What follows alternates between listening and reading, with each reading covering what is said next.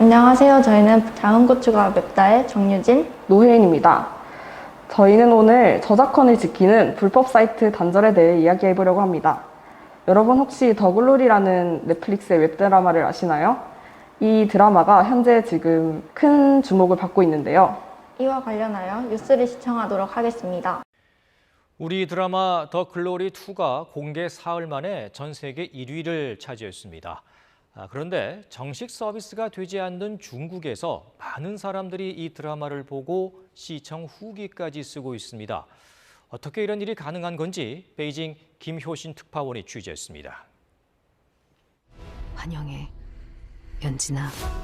넷플릭스가 공식 서비스되지 않고 있는 중국에서 지난 주말 더 글로리 2가 공개되자마자 검색어 상위에 올랐습니다.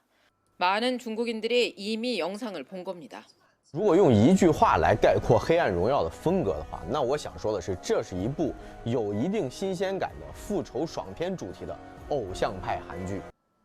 중국 최대 검색 엔진에서 더 글로리 2 온라인에서 시청하기를 찾아보니 500개가 넘는 불법 게시물이 확인됩니다. 게시물을 클릭하면 중국 메신저인 위챗 단톡방을 거쳐 웹클라우드 저장소로 연결됩니다. 이런 식으로 더 글로리 시즌2가 무료 배포된 시점은 지난 10일, 넷플릭스가 전 세계에 처음 공개한 바로 그날입니다. 다른 해적 사이트에도 청춘월담과 내 눈의 콩깍지 등 최신 한국 드라마들이 대거 올라와 있습니다. 한국 드라마를 모아놓은 불법 모바일 앱들이 중국 당국의 단속으로 문을 닫자 웹사이트와 SNS로 접속 방식을 바꿔 몰래 보고 있는 겁니다. 중국 평점 사이트에 후기를 남긴 중국 시청자만 19만 명 가까이 될 정도입니다. 对，周五上线，然后就周六一天就全看完了。第一季追完，我们等待了好久，终于第二季上映了，一口气都看完。 중국 정부가 한한령을 내리고 한국 드라마 시청을 막는 사이 일부 중국인들은 몰래라도 불법으로 한국 드라마를 시청하고 있습니다. 그만큼 한국 드라마의 인기가 높다는 방증이기도 합니다. 베이징에서 KBS 뉴스 김효신입니다. 여러분 잘 보셨나요? 당연히 여러분들은 정직하게 넷플릭스를 통해 시청하셨겠지만 뉴스에서는 보시다시피 넷플릭스가 지원되지 않는 중국에서 불법으로 시청한 사람들이 많은 후기를 올려 화제가 되었다고 합니다. 지금 검색창에 더글로리 다시 보기만 검색하여도 많은 불법 사이트를 쉽게 찾아볼 수 있습니다. 이처럼 불법 사이트는 중국뿐만 아니라 우리나라 비롯한 다른 여러 나라에서도 문제가 되어 왔습니다. 그렇다면 왜 불법 사이트가 문제가 되는 것일까요? 말 그대로 불법의 요소 중 하나인데요. 불법 사이트의 문제 중 가장 큰 이유는 저작권 때문입니다.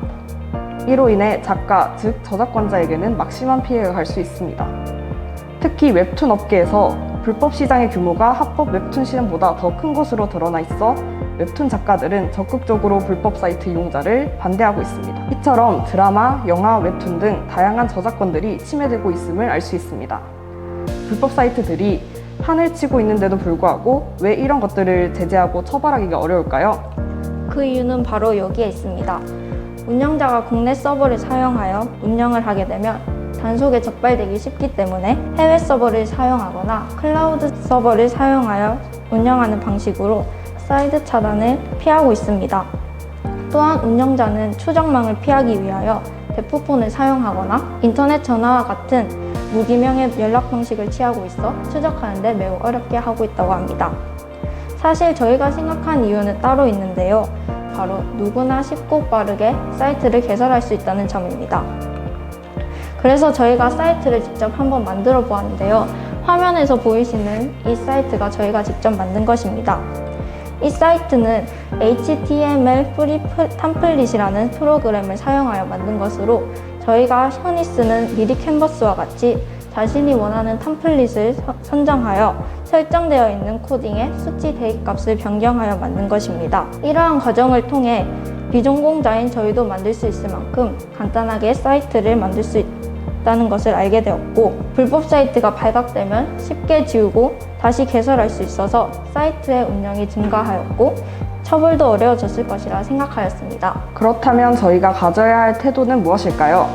아마 대부분의 사람은 한 번쯤 불법 사이트를 통해 영상이나 노래, 웹툰 등을 다운로드하거나 이용해 본 적이 있을 것입니다.